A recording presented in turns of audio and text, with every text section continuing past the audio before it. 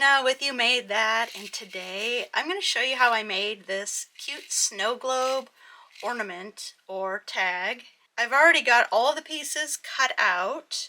I used the Lawn Fawns snow globe die set and I just love it. It's so much fun to play with. The deer and the little bird, I think they came from a Spellbinders set. Not positive on that. I've had it for a while. And then the shaker bits are kind of a combination of different companies and different kinds of shaker bits. So let's start with, I already die cut fun foam or craft foam with the window of the snow globe so that these will be the walls to build up our shaker. Sometimes I'll use cardstock and like 8 layers of cardstock to build up the walls, but this time I used fun foam and it worked just fine. I do want to be kind of generous around the edges because I don't want any shaker bits coming out of any gaps. So by dotting the glue all around, I'm hoping that when I press this down, it will kind of smush it. Yeah, it's kind of coming out. And give me a good seal. The last thing we want is, hey, nice shaker, and all the bits fly out. So we try to avoid that. I'm just going to set this aside to dry. Next, I've used some Lawn Fawn heavyweight acetate. It's my fave. And it gathers some little bits of fuzz or whatever. So I'm going to wipe those off. This is glitter cardstock, I do believe, from Stampin Up. And I die cut the window that will be the frame, out of it. I'm going to glue this on the back. I prefer to use double-sided adhesive when I'm adhering acetate, but I don't want to mess with putting double-sided tape around this snow globe frame, so I'm just using liquid glue. Again, making, oh, come on, making lots of little dots so that I'll have a nice seal.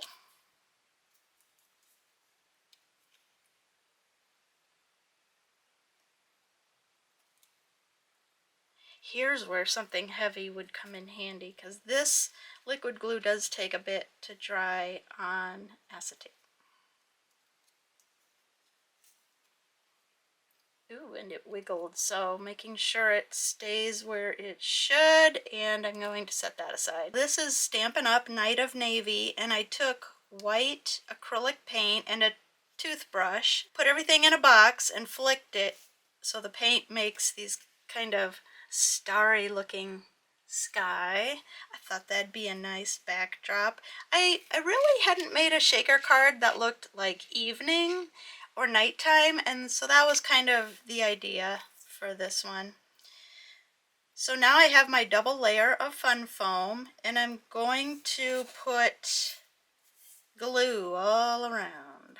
Again, I don't want to be skimpy around the edges.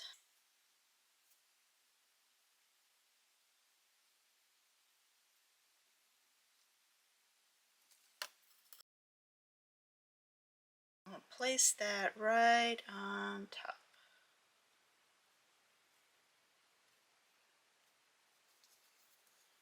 Pick it up, make sure all my edges kind of line up.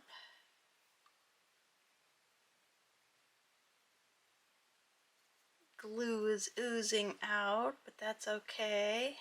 The fun foam distorts a little bit when you die cut it, which is why I prefer to use lots of layers of cardstock. But when you don't have a lot of time and you don't want to cut 8 or 9 frame die cuts out of cardstock, the fun foam works just fine. And at the end of the day, do you notice? Now, if you give this to somebody and it's a tag or something or an ornament, they're just going to love it. I think they're just going to love it. Hopefully they will love it. Now we've got our little hill here, our snowy hill. So we're going to, whoops, not glue it upside down, glue it like that. It just kind of tucks in. So let's give our deer a little hill to stand on. Just fits right in there.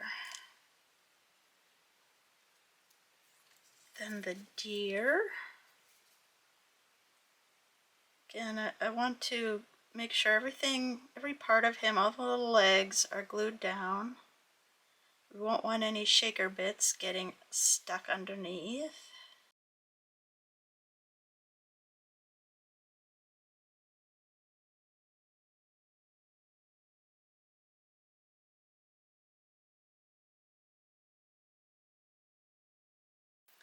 And the bird doesn't really look like he's flying. He's not really in a flying position. I suppose you could make it up and he could be in the sky somewhere, but I like to say he's the little deer's friend and he's kind of getting a ride here on his back, holding everything down.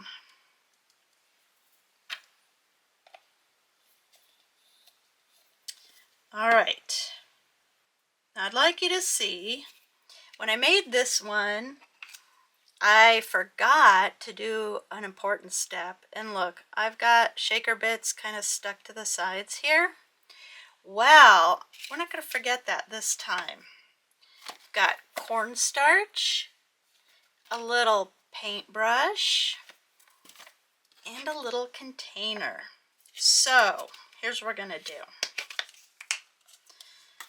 I'm just going to need a tiny bit of cornstarch. That's why I have my spoon.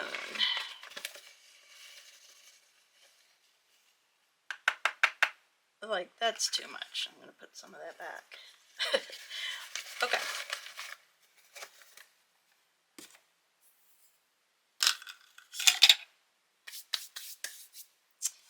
If you have a magic powder bag, what do they call them? Anti-static. Here's my new one, brand new. Ranger makes it, anti-static. And I bought a new one because I thought this one was running out, but it lasts forever. This has some sort of stuff that's cornstarch and I don't know what else, but it's good for heat embossing. If you have one of these, you won't need the cornstarch, so it's one or the other. If you have one of these, you can just kind of pounce it all along the edges, because what we want to do, and I'm going to use the cornstarch more as a demonstration, is we want to cover up some of the glue, some of the stickiness. We want to get rid of some of the static that may be on here, the fingerprints, because we want our shaker bits to roam free and not get stuck to the sides. So I'm just brushing a little cornstarch all around the edges. I'm even getting in here, in between the layers of fun foam.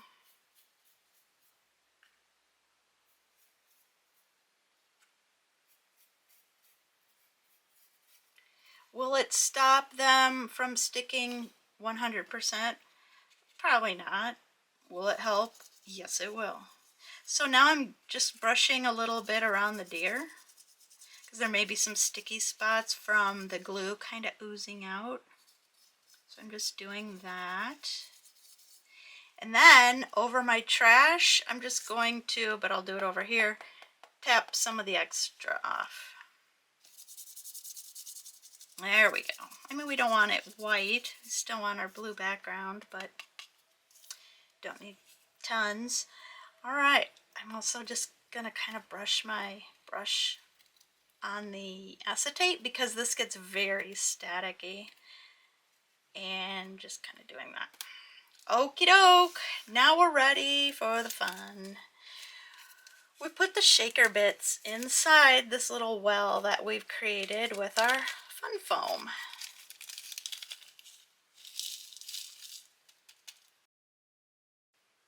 There we go. I might have put a lot in there. We don't want any on the edges of our walls. We don't want any shaker bits there. And there aren't any, so that's good. Now I'm going to put another little generous layer of glue. I'm doing a little thin line this time. Now I suppose since I'm doing this layer of glue, there still could be some shaker bits that stick to the edges of this layer. But hey, nothing's perfect. It's still okay. It'll be good. Now we cover it all with the lid. Ooh, good. Sometimes shaker bits fly up because of the static. They'll fly up to stick to the acetate, but none of them did that time, so that was kind of good. Just pressing. We're gonna press all the way around.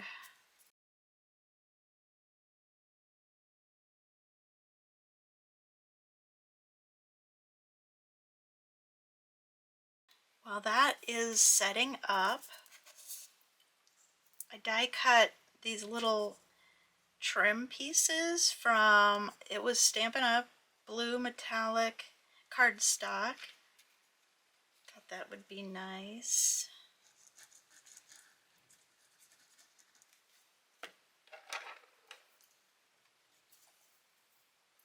Using my reverse tweezers to pick them up. These are pretty handy. You can get these on Amazon, like 7 of them for, I mean not 7 of them, 3 of them for like $7.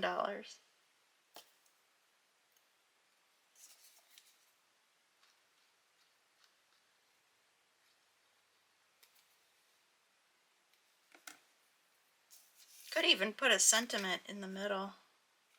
Little Merry Christmas or just for you or something.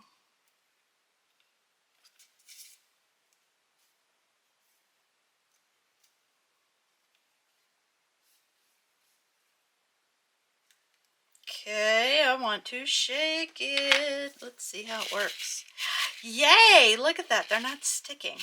Well, some of them are, but for the most part, they're not sticking. There's a lot of shaker bits in there. Here's the little hanger, and I die cut it out of the same acetate that is heavy duty. I put double-sided adhesive on both sides, just at the bottom. And I'm going to try and center it as best I can.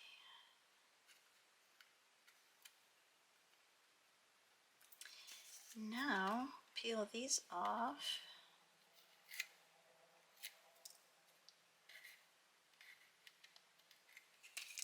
And we have our little backing piece. This is where we can write to, from, the date. If it was an ornament, you could put the date, whatever you want.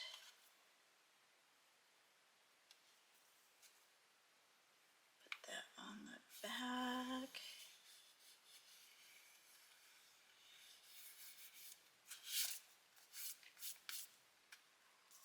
Now we're going to put this pretty string. This is Stampin' Up and it's been on clearance for like months.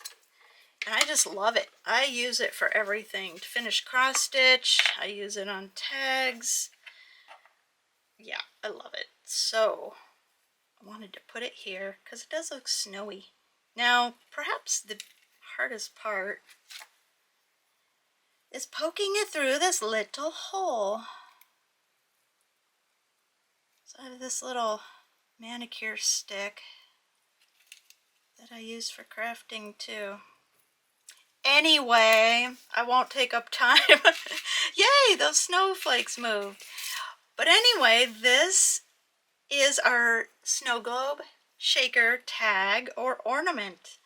And I do thank you for watching. Please like, subscribe, comment if you have any questions. And I'll see you next time. Bye.